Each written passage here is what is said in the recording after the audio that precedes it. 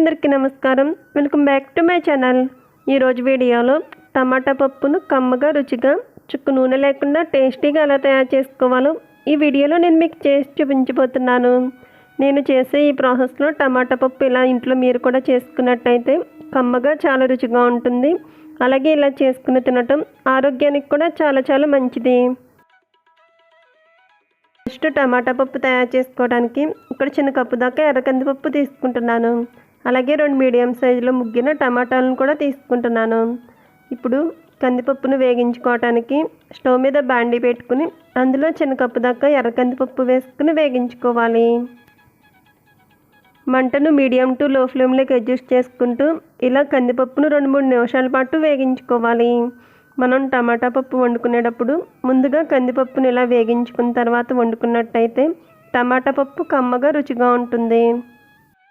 2-3 నిమిషాల పాటు ఇలా గరిటెతో కదుపుకుంటూ వేగించుకున్నట్టయితే కందిపప్పు బాగా వేగి కమ్మటి వాసన వస్తుంది. ఇప్పుడు స్టవ్ ఆఫ్ చేసుకుని ఈ ఎర్ర కందిపప్పును చిన్న కుక్కర్లోకి తీసుకుందాం. కుక్కర్లోకి తీసుకుని నీళ్లు పోసి 2-3 సార్లు కడిగి పెట్టుకోవాలి.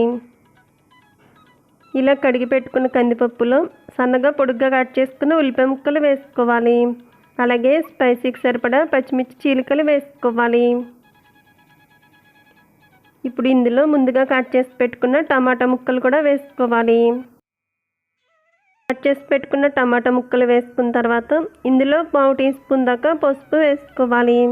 పసుపు వేసుకున్న తర్వాత 1 కప్పు కందిపప్పుకు 2 కప్పులున్నర దాకా వాటర్ పోసుకోవాలి.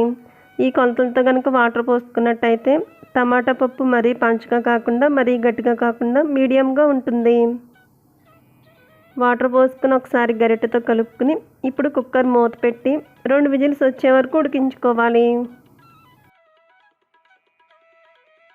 కుక్కర్ 2 విజిల్స్ వచ్చిన తర్వాత స్టవ్ ఆఫ్ చేసుకుని కుక్కర్ ప్రెజర్ పోయిన తర్వాత మూత తీసినట్టయితే టమాటా పప్పు మెత్తగా ఉడికి ఇలా ఉంటుంది.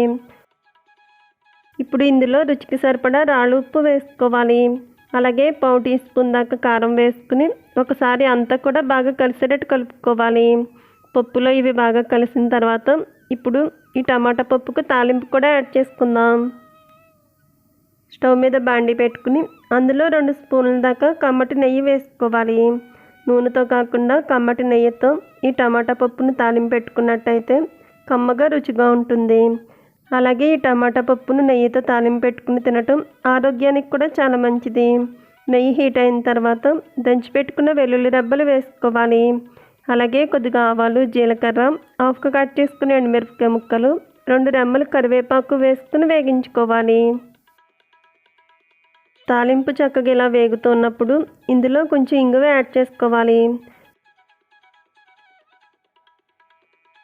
ఇంగువ వేసుకుని ఒకసారి కలుపుకుని 1 నిమిషం పాటు వేగించుకున్న తర్వాత ఇందులో ముందుగా కుక్కర్లో ఉడికించి పెట్టుకున్న టమాటా పప్పును కూడా వేసుకోవాలి. ఇప్పుడు ఈ తాలింపు అంతా కూడా టమాటా పప్పుకు బాగా కలిసేటట్టు కలుపుకున్నట్టయితే ఎంతో టేస్టీగా కమ్మగా రుచిగా ఉండే టమాటా పప్పు రెడీ అవుతుంది. చూసారు కదా ఫ్రెండ్స్, చుక్క నూనె లేకుండా కమ్మగా రుచిగా టమాటా పప్పుని ఇంట్లో ఈ విధంగా తయారు చేసుకోవచ్చు. మీరు కూడా తప్పకుండా ఈ టమాటా పప్పును ఈ ప్రాసెస్లో ట్రై చేసి రుచి చూడండి. చాలా టేస్ట్గా ఉంటుంది. సో ఫ్రెండ్స్, ఈ వీడియో నచ్చితే లైక్ చేయండి. అలాగే మీ ఫ్రెండ్స్ అండ్ రిలేటివ్స్కు షేర్ చేయండి. Thank you for watching video friends.